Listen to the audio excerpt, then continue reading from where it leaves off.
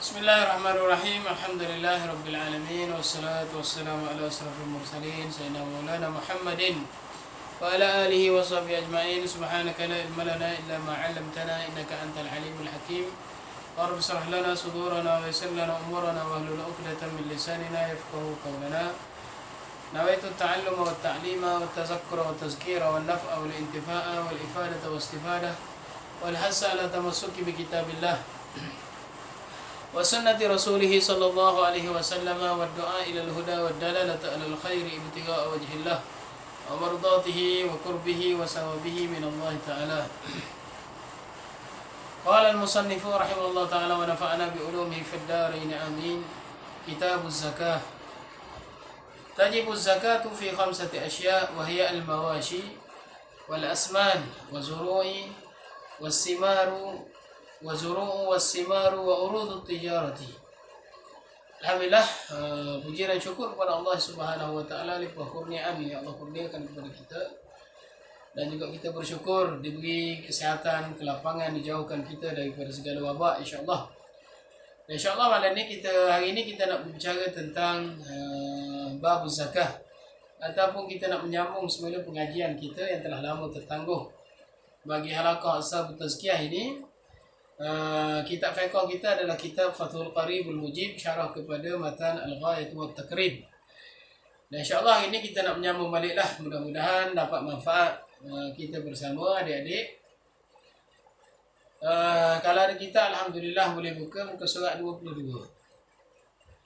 Dan kita habis dah bulan lepas ataupun sebelum cuti, kita dah bicara tentang kitab Salah. InsyaAllah malam hari ini kita nak masuk kepada kitab zakah, dan mudah-mudahan kita boleh ambil manfaat bersamalah. Lama dah kita berkurung dalam rumah ni, mudah-mudahan pengajian kita ini mendapat kebaikan, dirahmati oleh Allah Subhanahu wa taala. Kitab Ahkamiz Zakah ataupun kitab membicarakan tentang hukum berkait dengan zakat. Zakat ini satu kewajipan, kefarduan yang Allah Subhanahu wa taala fardukan kepada kita, dan menjadi salah satu daripada rukun Islam, sebagaimana hadis yang kamu hafal daripada Imam Muslim menyebut, buniyal Islamu ala khamsin, syahadatu an la ilaha illallah wa asyhadu anna Muhammadar Rasulullah wa iqamis shalah wa ita'iz zakah. Salah satu daripada tunjang-tunjang agama adalah ita'iz zakah, mengeluarkan zakat. Dan zakat ini difardukan kepada kita pada tahun yang kedua hijrah. Nabi SAW setelah berhijrah ke Madinah, salah satu daripada kefarduan yang diturunkan oleh Allah Subhanahu wa taala kepada Rasulullah SAW untuk umatnya adalah kefarduan membayar zakat. Dan banyak hikmah di sebalik kefarduan zakat ini. Salah satu daripadanya adalah untuk menyeimbangkan, menyamaratakan di antara kita sesama kita, di antara orang kaya dan juga orang miskin. Wa fi amwalikum haqqul lis-sa'ili wal mahrum. Dalam harta-harta kamu itu ada milik orang lain. Milik siapa dia? Milik sa'il wal mahrum. Maksudnya milik orang yang meminta-minta dan juga orang yang tidak meminta-minta. Maksudnya melalui zakat diwajibkan kita mengeluarkan sebahagian daripada harta kita untuk diberi kepada orang lain. Dan zakat ini mengikut pandangan dalam mazhab Syafi'i, ada beberapa perkara saja yang diwajibkan dikeluarkan zakat daripadanya. Kitab kita ini musannif menyebut tentang zakat. Apa dia maksud zakat? Zakat dari sudut bahasanya an-nama. Nama itu maksudnya tumbuh. Dengan sebab kita mengeluarkan zakat, harta kita semakin bertambah. Nabi SAW sebut dalam hadis, la yanqusu malun minas sadaqah. Tidak akan berkurangan harta dengan sebab kita banyak bersedekah. Tidak, bahkan Allah menambahkannya. Sebab itulah zakat dari sudut bahasanya bermaksud an-nama. Harta yang kita belanjakan itu adalah simpanan kita di sisi Allah Subhanahu wa taala, dan kita akan menerimanya ketika kita bertemu dengan Allah Subhanahu wa taala. Dari sudut definisi syaraknya, zakat itu ismu limalin makhsusin, satu nama bagi harta yang khusus. Yu'khazu min malin makhsusin, yang diambil daripada harta yang khusus, ala wajhin makhsusin, mengikut cara yang tertentu, cara yang khusus. Yusarrifu li ta'ifin maksusin, dan dibahagikan kepada golongan-golongan tertentu. Maksudnya harta tertentu diambil daripada harta tertentu, diberi mengikut kaedah-kaedah tertentu dan diberi kepada golongan tertentu, itulah zakat. Maksudnya sebahagian daripada harta kita diambil sikit daripadanya mengikut kaedahnya lah, ikut pembahagian haul, pembahagian nisabnya, lalu diberi kepada orang-orang yang ditentukan hak miliknya. Allah sebut dalam Al-Quran, innamas sadaqatu lil fuqara'i wal masakin, ada 8 asnaf golongan yang diwajibkan zakat, ataupun yang diberi zakat, yang boleh kita beri zakat melalui zakat yang dikutip daripada harta-harta kita. Dan zakat ini tidak semua harta diwajibkan zakat. Tajibuz zakatu fi khamsati asya. Wajib zakat pada 5 perkara saja diwajibkan zakat. Apa dia 5 perkara itu? Wahya al-mawashi. Yang pertamanya adalah al-mawashi. Apa dia maksud al-mawashi? Al-mawashi bermaksud binatang ternakan. Sebab itulah musannif menyebut di dalam syarahnya, walau abbar bin ni'am lakana aula. Kalaulah menggunakan perkataan ni'am, lakana aula, nescaya lebih baik. Sebab apa? Sebab ni'am itu lebih khusus daripada al-mawashi. Mawashi, semua binatang ternakan masuk di bawah al-mawashi. Tapi apabila disebut ni'am, ni'am ini merujuk kepada jenis-jenis tertentu sahaja. Apa dia jenisnya?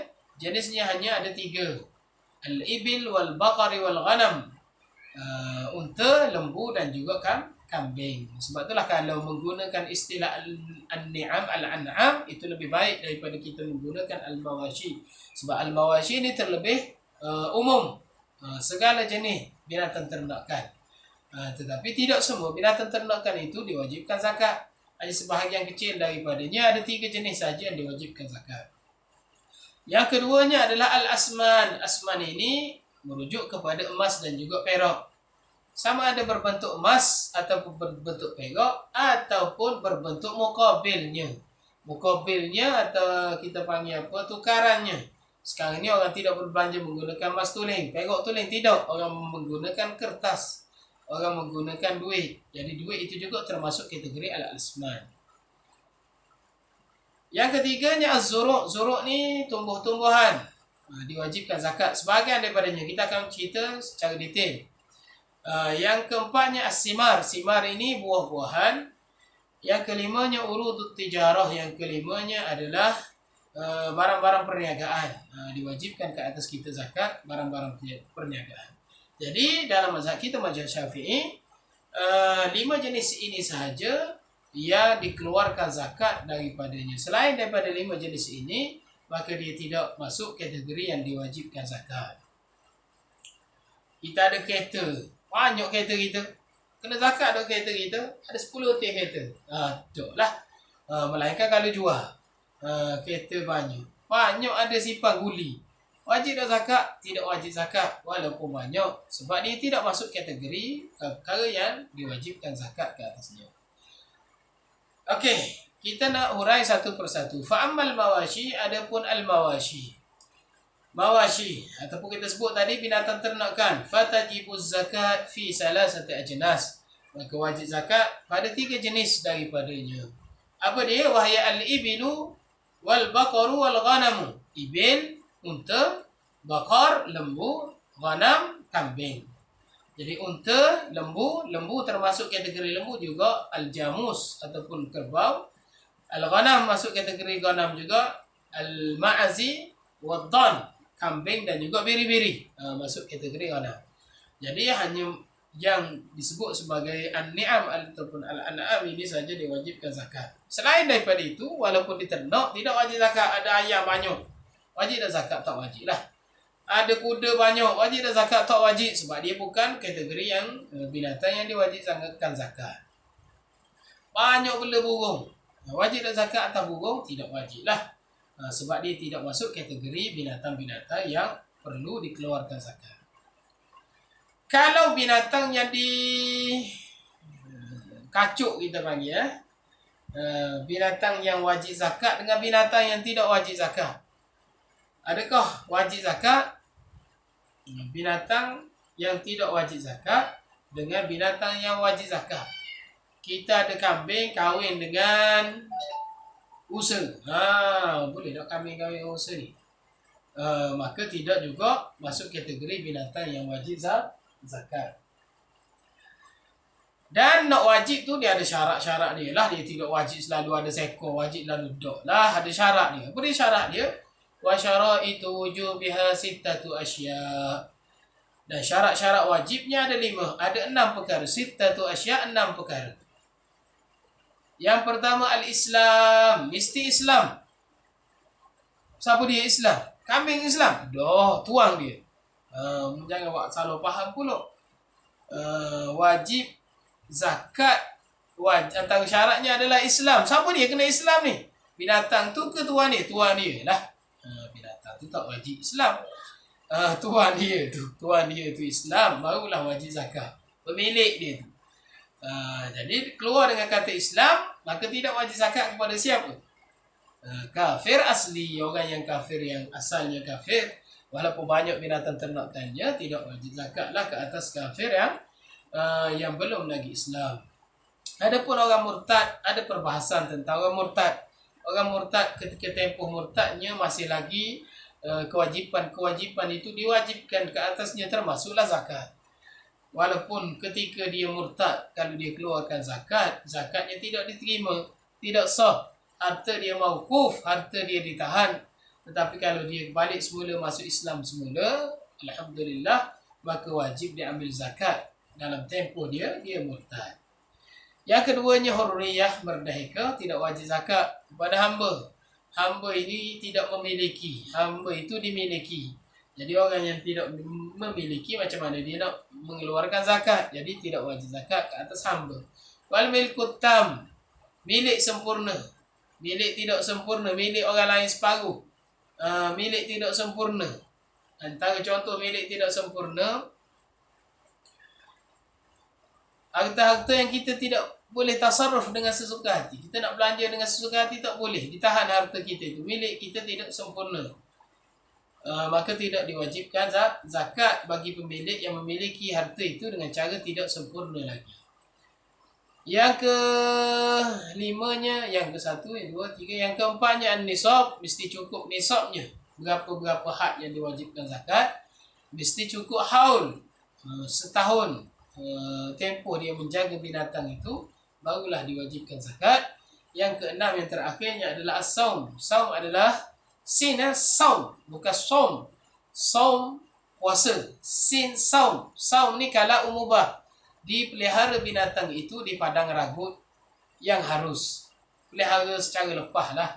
Kalau kita pelihara secara kurung, kandang, kita letaklah kandang, tak pernah lepas sekali pun binatang yang kita pelihara itu, maka tidak diwajibkan zakat lah. Kalau hasil makanannya melalui usaha kita beli dedok dia, kita beli rupuk dia, kita beri makan, kita tak lepas, maka tidak diwajibkan zakat. Wallahu subhanahu wa ta'ala a'lam. Dan insyaAllah kita akan sambung ke pula dalam bab zakat ini. Masuk kategori yang kedua adalah al-asman. Aku boleh qawli hadha wa astaghfirullah li wa lakum. Wassalamualaikum warahmatullahi wabarakatuh.